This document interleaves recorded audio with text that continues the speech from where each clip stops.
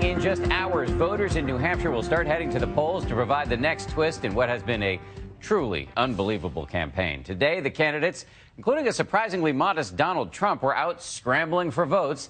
Some of these hopefuls know they may not make it past tomorrow. ABC's David Wright is out on the trail tonight. This is now crunch time.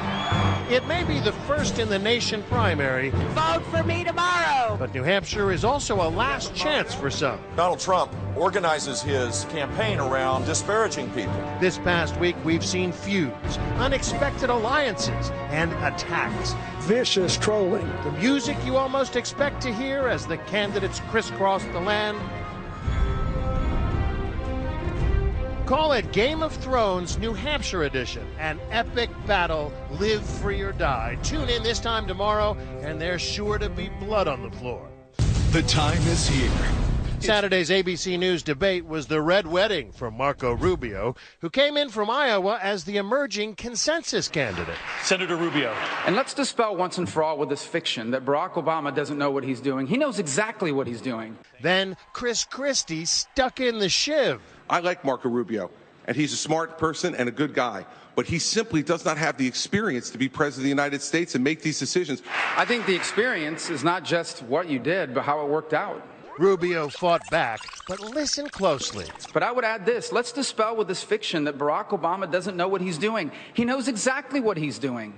He is trying to change this country. The repetition of that well-practiced line was all Christie needed to twist the knife. That's what Washington, D.C. does. The drive-by shot at the beginning with incorrect and incomplete information, and then the memorized 25-second speech that is exactly what his advisors gave him. Then, astonishingly, Rubio repeated the line again. This notion that Barack Obama doesn't know what he's doing is just not true. There it is. He knows exactly what he's doing. The memorized 25-second speech. Well, that's the reason everybody. Why Marco Mentum was done. The following morning, there were robots outside Rubio's first event. And what's your new talking point? Our new talking point is Marco Rubio just needs to get some new talking points.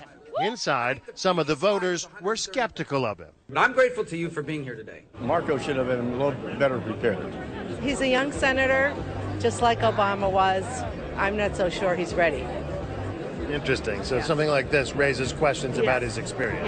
Yes, it does. The one I thought that did a great job was Jeb Bush. Over in Salem, thank you all very much for coming. We caught up with Governor Bush. Thank you. This hasn't been a great year for the House of Bush, but he's hoping New Hampshire will turn it around.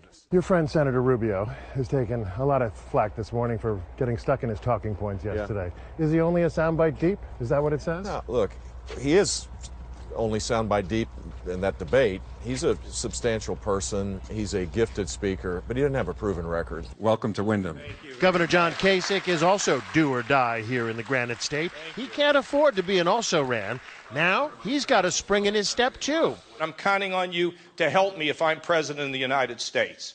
What do you think of that, huh? And Governor Chris Christie, he's in a great mood. Governor, see ya. His town hall meeting at an Exeter bowling alley and bar was packed. Governor, any second thoughts about your treatment of Marco Rubio last night? Second thoughts? Wish I would have done it twice. Christie, Kasich, Bush, Rubio, let's face it, they'd be happy with second place here, even a not-too-distant third. It's no secret who is strongly expected to win. Just look at this crowd. If you believe the polls, then Bernie Sanders and Donald Trump, they've got this in the bag. But the big question out there, or as both of them would say, the huge question, is whether the enthusiastic support that they've been able to draw out to their rallies will actually translate into votes. I'm a volunteer for Bernie Sanders. Are you planning to vote in the Democratic primary tomorrow? The Sanders campaign says it's prepared. We got folks throughout all day just making hundreds of calls. What is this space? What did it used to be? I think this used to be a dentist's office. How are you? Julia Barnes is Sanders' New Hampshire campaign director. I was looking at 538. They show Bernie Sanders with a better than 99% chance of winning New Hampshire. I will believe that on Wednesday morning.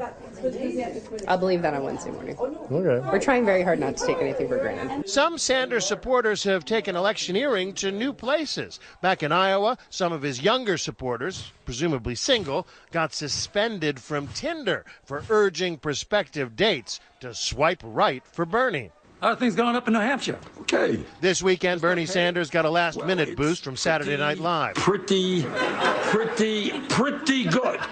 Appearing alongside his comedy doppelganger, Larry David. I am so sick of the 1% getting this preferential treatment.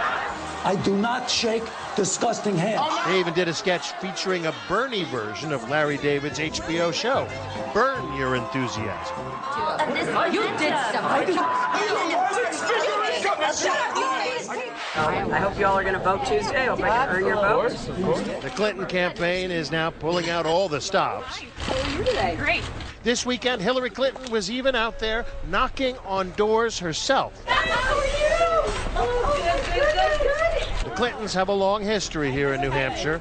I was a supporter of your husband, and I am a supporter. They not only keep lists of people who supported Hillary in 2008, they're still in touch with folks who voted for Bill Clinton 25 years ago. Now Bill Clinton is at times sounding angry.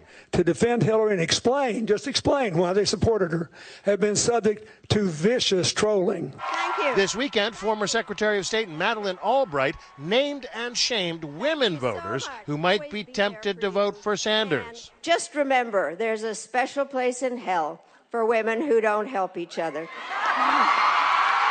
A thought that doesn't go over well among women who do support Sanders. Does that make you feel guilty? Not at all. I think that women support women that they want to support. And you don't want to support Hillary Clinton? No, I don't. I absolutely do not. We still live in a country where it's a freedom of choice, and I have been with Bernie since the beginning. I feel he's going to do right by the retirees. I think he's going to do right by the kids. The first votes are now in. Tomorrow there will be blood on the floor. A king may be crowned, a queen may be cut down to size just a bit. But there could also be plot twists, new heroes or villains, even a cliffhanger as the 2016 Game of Thrones continues. I'm David Wright for Nightline in Manchester.